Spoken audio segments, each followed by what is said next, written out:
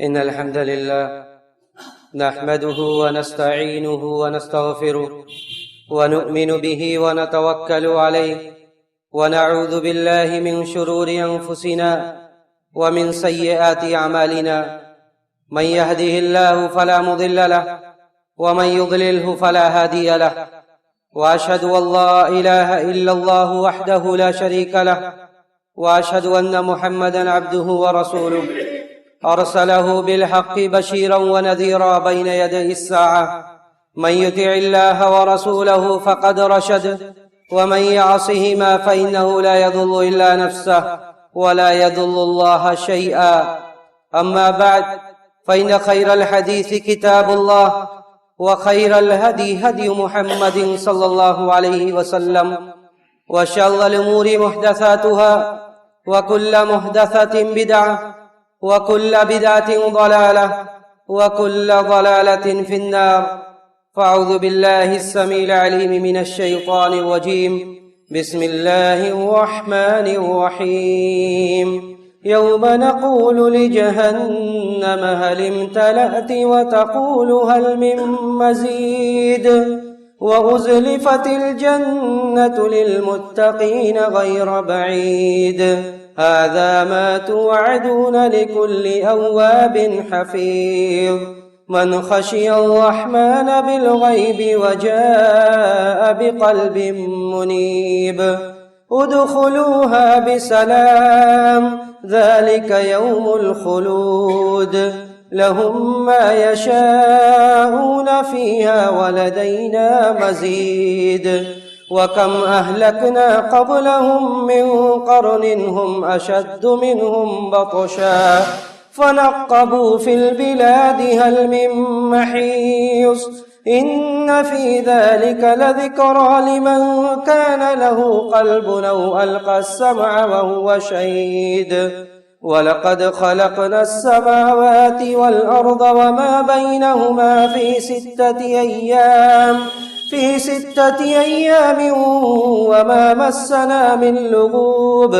فاصبر على ما يقولون وسبح بحمد ربك قبل طلوع الشمس وقبل الغروب، ومن الليل فسبحه وأدبار السجود. واستمع يوم ينادي المناد من مكان قريب. يوم يسمعون الصيحة بالحق، ذلك يوم الخروج. إنا نحن نحيي ونميت وإلينا المصير. يوم تشقق الأرض عنهم سراعا، ذلك حشر علينا يسير. نحن أعلم بما يقولون وما أنت عليهم بجبار. فذكر بالقرآن من يخاف وعيد. وقال عز من قائل في سورة الأحزاب: واذكرن ما يتلى في بيوتكن من آيات الله والحكمة إن الله كان لطيفا خبيرا. محترم बुजुर्गों, नौजवान साथियों, अजीज दोस्तों, पर्दानशीन माँ और बहनों, एक मुसलमान होने की हैसियत से हम जिस आसमानी किताब पर अकीदा और ईमान रखते हैं, उस किताब की पहली आयत और अर्श इलाही से पहला पैगाम जिब्रील अमीन के वास्ते से जो हम तक पहुंचा, उस पहले पैगाम का ताल्लुक तालीम व ताल्लुम से था। अल्लाह रब्बुल इज्जत वल जलाल ने अपने नबी को इस बात का हुक्म दिया कि आप पढ़ें, अपने रब के नाम से पढ़ें, अल्लज़ी खलक, जिसने पैदा किया है। पहला पैगाम अर्श से ये दिया गया कि आप पढ़ें, लोगों को पढ़ने की तलकीन करें, क्योंकि यही वो इल्म है जिसके जरिए से اللہ رب العزت والجلال کی معرفت انسان حاصل کر سکتا ہے۔ یہی وہ علم ہے جس کے ذریعے سے رب ذوالجلال کی قربت بندہ حاصل کر سکتا ہے۔ یہی وہ علم ہے جس کے ذریعے سے اللہ کی محبت، دین کے لیے جان نثاری کا جذبہ، دین کے لیے مر مٹنے کی تڑپ پیدا ہوتی ہے انسانوں کے اندر۔ اسی لیے سب سے پہلی چیز جو ایک انسان کے اوپر واجب ہے کہ وہ اپنے رب کو جانے، علم حاصل کرے۔ فَاعْلَمْ أَنَّهُ لَا إِلَهَ إِلَّا اللَّهُ، آپ جانیے، آپ علم حاصل کیجئے کہ اللہ کے علاوہ کوئی حقیقی معبود نہیں ہے۔ امام بخاری رحمہ اللہ نے اس آیت کو لے کر باب قائم کیا، باب العلم قبل القول والعمل، قول و عمل سے پہلے، کہنے اور عمل کرنے سے پہلے کیا ہے؟ جاننا ضروری ہے۔ علم کا حاصل کرنا یہ کہنے اور سننے اور کرنے سے پہلے ضروری ہے۔ اسی لیے اللہ رب العزت والجلال نے جب اہل علم والوں کا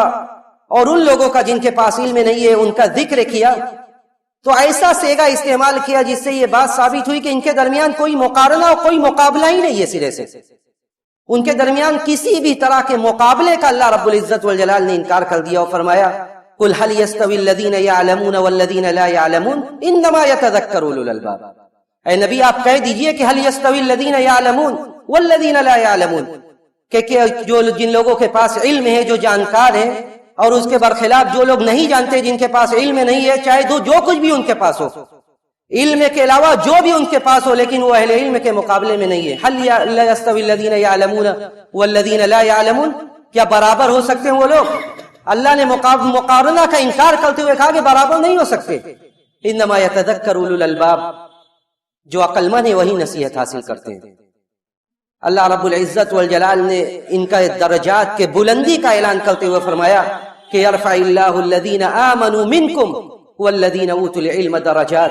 کہ جس طرح اللہ رب العزت والجلال اہل ایمان کے درجات کو بلند کرتا ہے، ان کو دنیا اور آخرت میں عزت کی زندگی دیتا ہے، ویسے ہی اہل علم کے درجات بھی اللہ رب العزت والجلال بلند کرتا ہے۔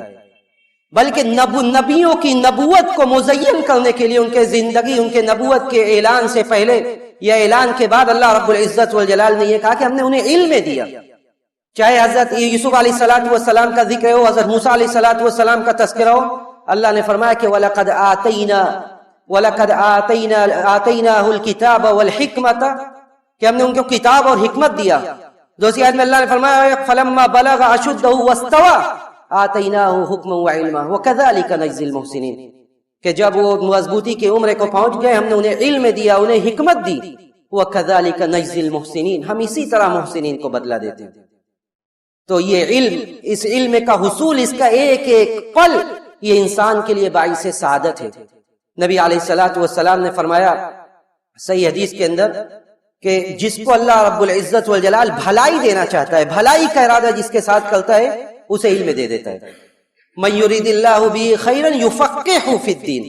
کہ جسے اللہ رب العزت والجلال علم دینا چاہتا، جسے بھلائی دینا چاہتا ہے اسے علم دے دیتا ہے، اسے دین کی سمجھ دے دیتا ہے۔ اس کے بعد نبی علیہ السلام نے ایک صحیح حدیث میں ارشاد فرمایا کہ من سلک طریقا یلتمس فیہ علما سہل اللہ لہ بہ طریقا الی الجنہ، جب علم کے راہ میں انسان نکل جاتا ہے، علم کو تلاش کرنے کے لیے کوششیں کرتا ہے، تو اللہ رب العزت والجلال اس کے لیے جنت کا راستہ آسان کر دیتا ہے۔ یہ وہ علم کے لیے نہیں بلکہ وہ جنت کے لیے کوششیں کر رہا ہے، اگر اس کے دل میں اخلاص ہے، خلوص و للہیت ہے، علم کے حاصل کرنے کے بعد اس کے تقاضوں سے وہ آگاہ ہے، وہ علم کس لیے حاصل کر رہا ہے اس سے وہ باخبر ہے، تو اللہ رب العزت والجلال اس کے لیے جنت کا راستہ آسان کر دیتا ہے۔ اور اسی پر بس نہیں بلکہ اس کائنات کی ایک ایک مخلوق اس کے لیے دعا کرتی ہے۔ نبی علیہ السلام نے صحیح حدیث میں ابن ماجہ کی صحیح حدیث سے فرمایا کہ وَإِنَّ طَالِبَ الْعِلْمِ لَيَسْتَغْفِرُ لَهُ مَنْ فِي السَّمَاوَاتِ وَمَنْ فِي الْأَرْضِ حَتَّى الْحِيتَانَ فِي الْبَحْرِ، کہ طالب علم کے لیے، علم حاصل کرنے والے کے لیے کائنات کی ہر مخلوق جو بھی آسمان و زمین میں سب دعا کرتی ہے، یہاں تک کہ مچھلی سمندر کے اندر اس کے لیے دعائیں کرتی ہے۔ وَإِنَّ الْمَلَائِكَةَ لَتَضِعُ وَتَضَعُ أَجْنِحَتَهَا لِطَالِبِ الْعِلْمِ رِضًا بِمَا يَصْنَعُ،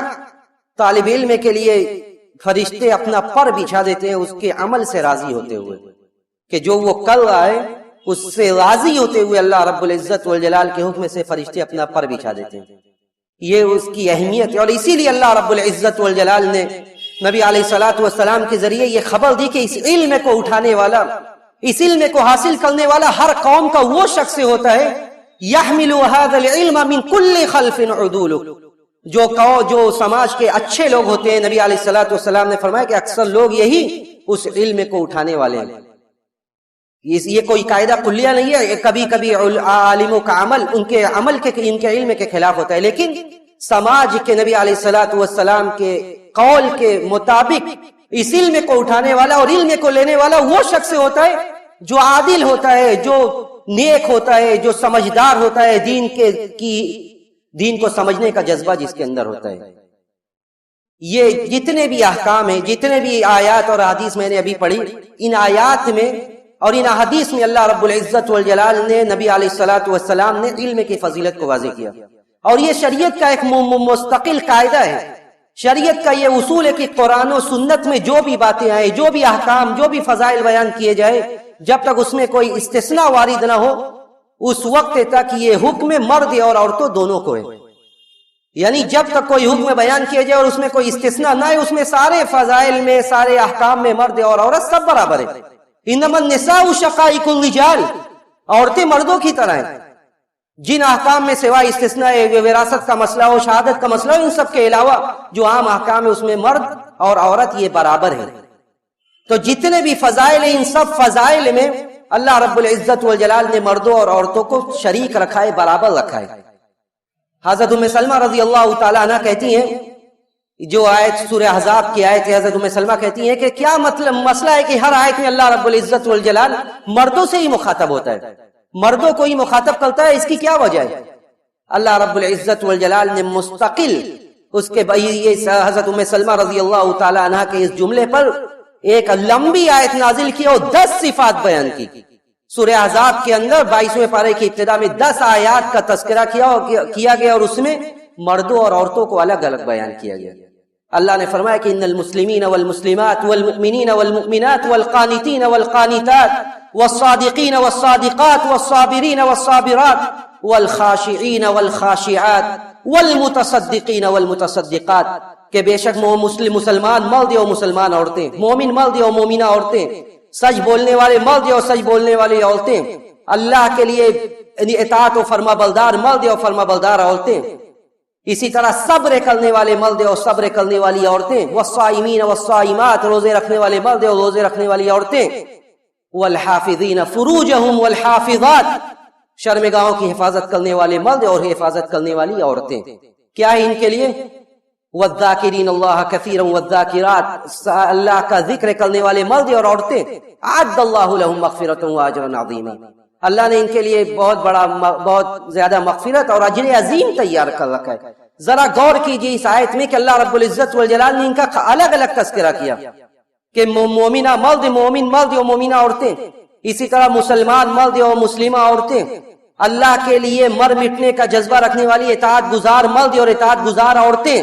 روزہ رکھنے والے مرد اور عورتیں، شرمگاہوں کی حفاظت کرنے والے مرد اور عورتیں. اگر ہم علم دین کے یہ سارے فضائل و احکام جو چند احادیث اور قرآنی آیات کی روشنی میں نے بیان کیا، اگر ان فضائل و احکام سے، اگر ان نصوص شرعیہ سے عورتوں کو دور کر دیا جائے، بڑے افسوس کے ساتھ کہ علم دین کے حصول کا جو بچا کچا جذبہ آج ہمارے سماج میں وہ مردوں میں تو ہے. ہم اپنے گھر کے لڑکوں کو تو یہ تلقین کرتے ہیں یا کہہ دیتے ہیں کہ کسی اچھے ادارے میں جا کر دین کا علم حاصل کر لو، لیکن کیا سماج کی وہ عورتیں، سماج کی وہ بچیاں نہیں اس لائق ہیں کہ ان کو بھی دین کے تعلیم کے لیے تلقین کی جائے، ان کو بھی دین کے حصول میں لگایا جائے، طلب علم کے لیے انہیں بھی لگایا جائے؟ اللہ رب العزت والجلال نے نبی علیہ الصلوۃ والسلام کو جن لوگوں کا ساتھ دیا تھا وہ کس طرح کے لوگ تھے؟ نبی علیہ الصلوۃ والسلام سے صحابیات آ کر کہتی ہیں، صحیح بخاری کی حدیث ہے، حضرت ابو سعید خدری رضی اللہ تعالیٰ عنہ راوی ہیں. حضرت ابو سعید خدری کہتے ہیں کہ ایک عورت اللہ کے رسول صلی اللہ علیہ وسلم کے پاس آتی ہے اور کہتی ہے کہ ذهب الرجال بحدیثک، اے اللہ کے رسول یہ ساری آپ کی باتیں تو اس مرد حضرات ہی لے کے چلے جاتے ہیں. یعنی اس نے آ کے شکایت کی کہ ساری باتیں جو ہیں آپ کے سارے جو آپ دین کی باتیں بتاتے ہیں سب مرد ہی سنتے ہیں، اور مرد سن کر فائدہ اٹھاتے ہیں، ہمیں کچھ نہیں ملتا ہے۔ اللہ کے رسول صلی اللہ علیہ وسلم نے اس عورت کی بات کو مانا اور حکم دیا کہ ایک دن ایک جگہ پر عورتیں جمع ہو۔ نبی علیہ الصلوۃ والسلام جا کر عورتوں کو خاص طور سے دین کا علم دیتے تھے، دین کا علم سکھاتے تھے، بتلاتے تھے دین کی بات۔ جو آیت میں نے پڑھی سورہ احزاب کی خطبہ مسنونہ کے بعد، اس میں اللہ رب العزت والجلال نے صحابیات کو بلکہ امہات المومنین کو یہ حکم دیا، امہات المومنین کو یہ حکم دیا اور فرمایا کہ وَذْكُرْنَ مَا يُتْلَى فِي بُيُوتِكُنَّ مِنْ آيَاتِ اللَّهِ وَالْحِكْمَةِ إِنَّ اللَّهَ كَانَ لَطِيفًا خَبِيرًا، کہ جو علم و حکمت کی باتیں آپ کے گھروں میں پڑھی جا رہی ہے، قرآن و حدیث کی جو باتیں آپ کے گھروں میں پڑھی جا رہی ہے، مَا يُتْلَى فِي بُيُوتِكُنَّ مِنْ آيَاتِ اللَّهِ وَالْحِكْمَةِ، جو آیات قرآن یا سنت ہے آپ بھی پڑھیے اس کو، آپ یاد کریے اس کو۔ یعنی علماء کہتے ہیں کہ اللہ رب العزت والجلال نے امہات المومنین کے ساتھ یہ قاعدہ ہے کہ العبرہ بعموم اللفظ لا بخصوص السبب، سارے لوگوں کے لیے یہ لفظ عام ہے کہ مومنہ عورتوں سے بھی یہ کہا جا رہا ہے کہ وَذْكُرْنَ مَا يُتْلَى فِي بُيُوتِكُنَّ، جو کچھ پڑھا جا رہا ہے آپ بھی پڑھیے، جو قرآن و سنت کی جو باتیں آپ بھی سیکھیے، آپ کے اوپر بھی یہ واجب ہے، اور ضروریات دین کا علم ہر مسلمان کے لیے ضروری ہے۔ فرمایا اللہ نے کہ وَذْكُرْنَ مَا يُتْلَى فِي بُيُوتِكُنَّ، اور صحابہ اکرام اسی لیے اہتمام کرتے تھے اس کا۔ امام بخاری رحمہ اللہ نے باب قائم کیا کہ باب تعلیم الرجل اہلہ و امتہ، کہ انسان کا باب تعلیم الرجل، انسان کا اپنے اہل و عیال کو اور اپنے لونڈیوں کو دین کا علم سکھانا۔ اور اس میں جو حدیث لے کے آئے اس کو سنیے اور اندازہ کیجئے کہ کس طرح استدلال امام بخاری نے کیا۔ امام بخاری رحمہ اللہ جو حدیث لے کے آئے اس میں یہ ذکر کیا کہ تین طرح کے لوگوں کے لیے دوہرا اجر ہے، ڈبل اجر ہے، کہ ان کا عمل اللہ کے یہاں اتنا مقبول ہے کہ اس پر ایک نہیں دو اجر ہے۔ اس میں ایک ایسا شخص بھی، ایسا بندہ وَعِنْدَهُ عَمَةٌ، جس کے پاس ایک لونڈی ہے، فَأَدَّبَهَا وَأَحْسَنَ تَأْدِيبَهَا وَعَلَّمَهَا فَأَحْسَنَ تَعْلِيمَهَا، کہ وہ اس لونڈی کو اچھی طرح تعلیم دیتا ہے، اچھی طرح سکھاتا ہے، تربیت کرتا ہے۔ ثُمَّ أَعْتَقَهَا فَتَزَوَّجَهَا، پھر اس کے بعد اسے آزاد کرتا ہے اور اس سے شادی کر لیتا ہے، فَلَهُ أَجْرَانِ، اس کے لیے دوہرا اجر ہے۔ ابن حجر کہتے ہیں رحمہ اللہ کہ جب ایک لونڈی کو سکھانے پر آپ اسے دین کی باتیں سکھلائیں گے، آپ کے لیے دوہرا اجر ہے، تو اپنے اہل و عیال، اپنے بیوی کو، اپنے بچیوں کو سکھانے پر کتنا اجر ہو سکتا ہے۔ اسی لیے امام بخاری نے باب قائم کیا کہ تعلیم الرجل اہلہ و امتہ، کہ اہل و عیال بھی ہے لونڈی کے ساتھ۔ تو اللہ کے رسول صلی اللہ علیہ وسلم کے صحابہ اسی لیے اہتمام کر رہے تھے۔ حضرت علی رضی اللہ تعالیٰ عنہ کو جب ایک لونڈی دی گئی جنگ حنین کے بعد، حضرت علی رضی اللہ تعالیٰ عنہ نے سب سے پہلا کام کیا، سب سے پہلا کام اسے قرآن کا علم سکھلایا، قرآن کی تعلیمات سکھلائی۔ اور آپ حیرت کریں گے اگر آپ کو یہ خبر لگی کہ صحابہ اکرام کے ساتھ ساتھ صحابیات اس میدان میں پیچھے نہیں تھی، بلکہ مکثرین فی روایہ، جن لوگوں سے روایت حدیث کی کتابوں میں زیادہ ہے، اس میں حضرت عائشہ رضی اللہ تعالیٰ عنہ بھی ہیں۔ حضرت عائشہ رضی اللہ تعالیٰ عنہ صرف حدیث کو روایت نہیں کرتی تھی، بلکہ ان کے پاس ایسا اتنا علم تھا کہ 18 سال کی عمر میں ایک لڑکی بیوہ ہو جاتی ہے، اس کے بعد پوری زندگی نبی کے حدیث کو روایت کرنے میں، دین کے علم کو پھیلانے میں اپنی زندگی وقف کر دیتی ہے۔ مسروق کہتے ہیں کہ کان کبار الصحابہ، بڑے بڑے صحابہ اکرام، صغار صحابہ نہیں، بڑے بڑے صحابہ اکرام حضرت عائشہ کے پاس آتے تھے، وَيَسْأَلُونَ عَنِ الْمِيرَاثِ، اور میراث کے بارے میں آ کر پوچھتے تھے۔ حضرت عائشہ رضی اللہ تعالیٰ عنہ نے پوری زندگی دین کے لیے اور علم کے لیے وقف کر دی تھی۔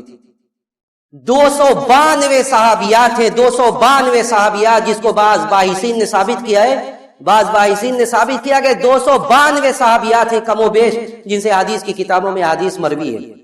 اس میں بہت ساری ایسی صحابیات تھی جنہوں نے مکمل قرآن کو یاد بھی کیا تھا، جیسے حضرت عائشہ رضی اللہ تعالیٰ عنہ، حضرت ام سلمہ، حضرت حفصہ رضی اللہ تعالیٰ عنہن، ان لوگوں نے قرآن کو مکمل یاد کیا تھا، اور صرف یاد نہیں کیا تھا بلکہ قرآن کا کوئی مسئلہ، اس لیے کہ انہیں دین کا علم حاصل کرنے کا شعور تھا، اور نبی علیہ الصلوۃ والسلام اہتمام کرتے تھے ان کے بارے میں۔ جب بھی کوئی بات آتی تھی حضرت عائشہ رضی اللہ تعالیٰ عنہ فوراً پوچھتی تھی۔ کہتے ہیں کہ ابن ابی ملیکہ کہتے ہیں کہ حضرت عائشہ کے پاس کوئی بھی بات آتی تھی فوراً پوچھتی تھی۔ جب اللہ کے رسول صلی اللہ علیہ وسلم نے فرمایا کہ من حوسب عذب، کہ جس کا حساب و کتاب ہو گیا اسے عذاب دیا جائے گا، حضرت عائشہ فوراً، حضرت عائشہ کی ذہانت دیکھی، حضرت عائشہ رضی اللہ تعالیٰ عنہ فوراً کہتی ہیں کہ اللہ تعالیٰ نے یہ نہیں فرمایا کہ فسوف یحاسب حسابا یسیرا، کہ اللہ نے یہ نہیں کہا کہ حساب و کتاب آسان ہوگا، تو یہ کہاں سے ایسا آ گیا کہ جس کا حساب و کتاب ہوگا اس کو عذاب دیا جائے گا؟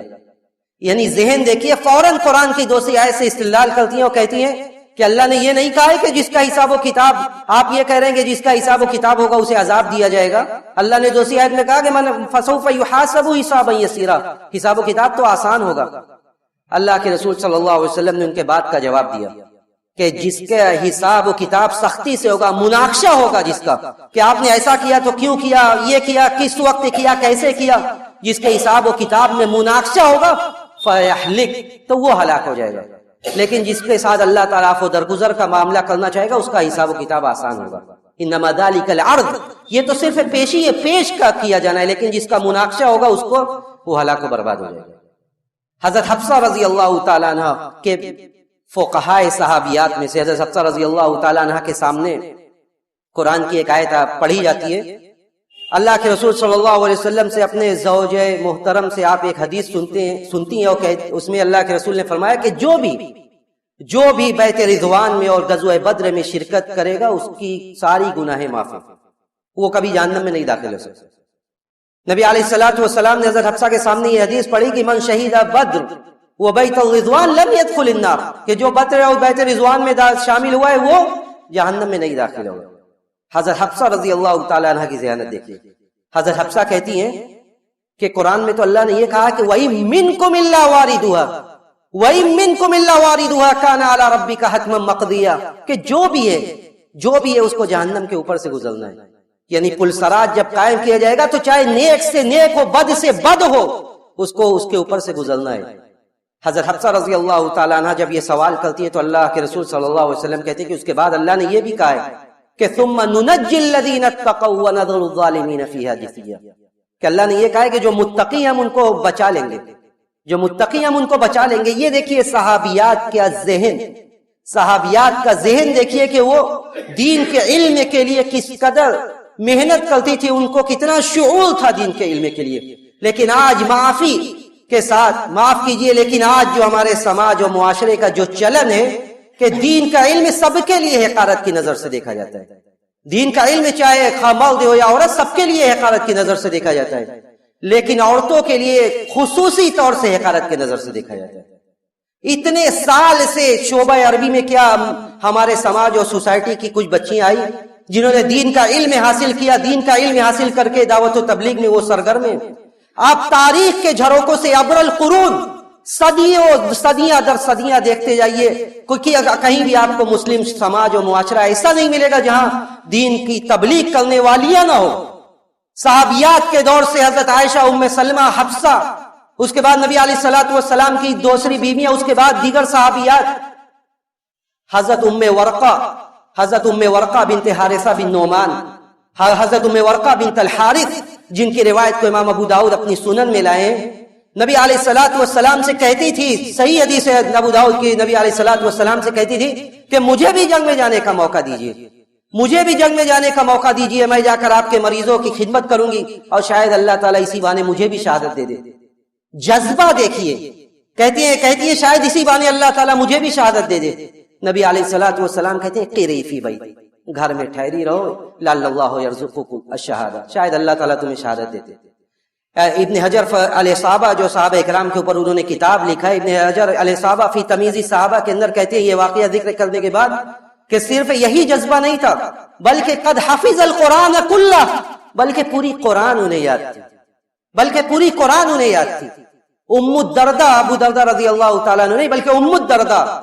الدردہ رضی اللہ تعالیٰ عنہ کے بارے میں ابن عبد البر جامع بیان العلم و فضلہ کے اندر کہتے ہیں کہ یہ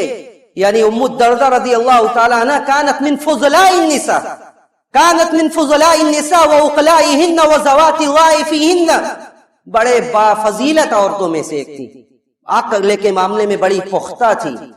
مال عبادتی والنسک، صرف علم نہیں تھا بلکہ مال عبادتی والنسک، عبادتوں میں بھی ویسی تھی، عبادتوں میں بھی ویسی تھی، اور بچوں کو قرآن یاد کراتی تھی، دین کا علم سکھاتی تھی۔ تو یہ اس کے بعد بعض قرآن کا بعض حصہ، اب معمولی تعلیم، یہ تو بے شمار صحابیات تھی۔ حضرت عمرہ بنت عبد الرحمن ان کی بہن، اسی طرح حضرت ام ہشام بنت حارثہ بن نعمان، یہ تین صحابیات ہیں جو کہتی ہیں کہ حفظت قاف من فی رسول اللہ صلی اللہ علیہ وسلم، میں نے یہ تینوں صحابیات کہتی ہے کہ میں نے قاف والقرآن المجید یہ اللہ کے رسول کے زبان مبارک سے یاد کی۔ اس سے یہ بھی پتہ چلا کہ نبی علیہ الصلوۃ والسلام جمعہ کے خطبے میں سورہ کاف پڑھتے تھے۔ تو کہتی ہیں یہ صحابیات کہتی ہیں کہ حفظت من فی رسول اللہ صلی اللہ علیہ وسلم، میں نے اللہ کے رسول کے زبان مبارک سے یہ یاد کیا۔ یہ صحابہ اکرام کے بعد کا بھی زمانہ ابن ابی ملیکہ، ایاز بن معاویہ کہتے ہیں حضرت حفصہ بنت سیرین کے بارے میں کہ حفصہ بنت سیرین ایسی تھی، اتنا علم ان کے پاس تھا کہ ایاز بن معاویہ اور حسن بصری دونوں کہتے ہیں کہ ما ادرکت احدا افضلہ علیہا، کہ میں اپنے زمانے میں کسی کو، غور کیجئے مردوں کی بات نہیں ہو رہی ہے بلکہ عورتوں اور مردوں میں نے کسی کو نہیں پایا افضلہ علیہا جن کو میں حضرت حفصہ بنت سیرین کے اوپر فضیلت دے سکتا۔ قد حفظ القرآن وہی بنت سنتی عشرۃ سنہ، قرآن کو 12 سال کی عمر میں قرآن کو انہوں نے یاد کر لیا، پڑھا نہیں یاد کر لیا تھا۔ یہ آپ دیکھتے جائیے آج کے زمانے میں بھی، آج سے پہلے کے زمانے میں بھی، آج بھی دوسرے ممالک میں ہیں ایسے لوگ، چاہے ڈاکٹر فرحت ہاشمی ہو، نکھت ہاشمی ہو یا دوسری ہو، لیکن آج ہمارا سماج کیوں خالی ہے؟ اس کے ذمہ دار ہم ہیں، اس کے ذمہ دار ہم ہیں۔ جن بچیوں کو ہم کانوینٹ اسکولوں کا رخ کراتے ہیں، انہی بچیوں کو ہم دین کا علم حاصل کرنے کے لیے بھی بتا سکتے ہیں، انہی بچیوں کو ہم دین کے حصول کے لیے بھی لگا سکتے ہیں۔ لیکن جب ہم اس کو حقارت کی نگاہ سے دیکھیں، جب ہم اسے کوئی حیثیت نہ دیں، اپنے عقل پر ماتم کریں، ایسے لوگ جو دین کے علم کو، شریعت کے علم کو حقارت سے کی نظر سے دیکھتے ہیں، جن کے بلندی کا وعدہ اللہ نے کیا اس کی حقارت کے آپ کا ٹھیکیدار ہیں۔ اللہ نے فرمایا یرفع اللہ الذین آمنوا منکم والذین اوتوا العلم درجات، جو بچیاں پڑھتی بھی ہیں ان کو اس طرح حقارت کی نظروں سے دیکھا جاتا ہے یا ان کے بارے میں ہنسی اور ان کی ہنسی اور استہزاء کیا جاتا ہے تاکہ وہ بھی اس لائن سے ہٹ جائے، وہ بھی چھوڑ دے اور سماج، اس اندھے سماج میں وہ بھی دنیا کی راہ پر نکل پڑے۔ ہم جس کے ذمہ دار ہم ہیں، اور قیامت کے دن ہم سے پوچھو گی، ہم دین کا علم سکھائیں گے، وہ ہمارے لیے توشہ آخرت بنے گی، چاہے مرد ہو یا عورت، بچہ ہو یا بچی۔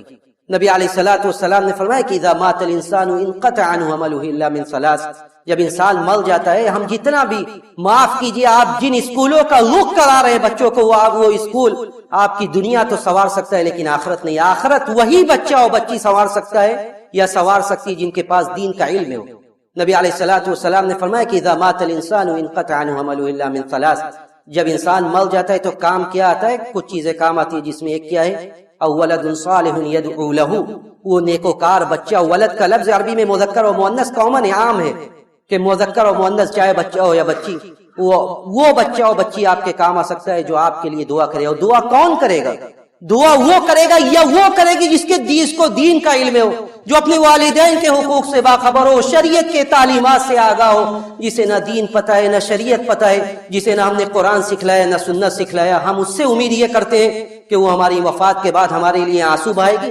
ہمارے لیے آنسو بہائے گی، ہمارے لیے ہاتھ اٹھا کر رب کی بارگاہ میں دعائیں کرے گی؟ ہرگز نہیں۔ ہم اگر ہوش کے ناخن نہ لیں، سمجھداری سے ہم کام نہ لیں تو آنے والا وقت ہمارے لیے اور خطرناک ہو سکتا ہے، اور وہ وقت دور نہیں کہ ایسا سماج جو علماء کا سماج تھا، جو تاریخی جگہ تھی، وہ وقت دور نہیں کہ اگر یہی ہمارا چلن رہا تو وہ وقت دور نہیں جب ہمیں دین سکھلانے کے لیے، ہمیں دین کی باتیں بتلانے کے لیے باہر سے لوگ آئیں گے، ہمیں دین کی باتیں بتلانے کے لیے، ہمارے ماں اور بہنوں کو طہارت اور جنازہ اور تدفین کے احکام بتلانے کے لیے باہر سے لوگ آئیں گے۔ ہمیں ذمہ داری ہماری ہے کہ ہم سمجھداری سے کام لیں، ورنہ آنے والا وقت اس کے مجرم صرف اور صرف ہم ہوں گے۔ ہم اللہ رب العزت والجلال سے یہی دعا کرتے ہیں کہ بار الہ تو ہمیں دین کے علم کے لیے محنت کرنے کی توفیق نصیب فرما، تو ہمیں اخلاص دے، خلوص للہیت کے ساتھ علم دین کو حاصل کرنے کی توفیق نصیب فرما۔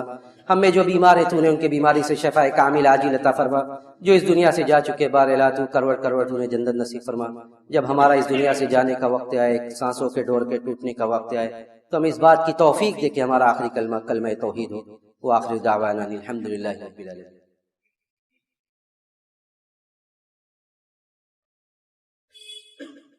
الحمد لله على إحسانه والشكر له على توفيقه وامتنانه، وأشهد أن لا إله إلا الله وحده لا شريك له تعظيما لشأنه، وأشهد أن محمدا عبد الله ورسوله والداعي إلى رضوانه۔ إن الله وملائكته يصلون على النبي يا أيها الذين آمنوا صلوا عليه وسلموا تسليما اللهم صل على محمد وعلى آل محمد كما صليت على إبراهيم وعلى آل إبراهيم إنك حميد مجيد اللهم بارك على محمد وعلى آل محمد كما باركت على إبراهيم وعلى آل إبراهيم إنك حميد مجيد اللهم أعز الإسلام والمسلمين اللهم أعز الإسلام والمسلمين وأذل الشرك والمشركين ودمر أعداء الدين واحمي حوزة الإسلام يا رب العالمين اللهم احمي حوزة الإسلام يا رب العالمين اللهم عليك بأعداء الدين فإنهم لا يعجزونك اللهم عليك بأعداء الدين فإنهم لا يعجزونك اللهم اجعلهم عبرة وآية اللهم اجعلهم عبرة وآية اللهم إنا نجعلك في نهورهم ونعوذ بك من شرورهم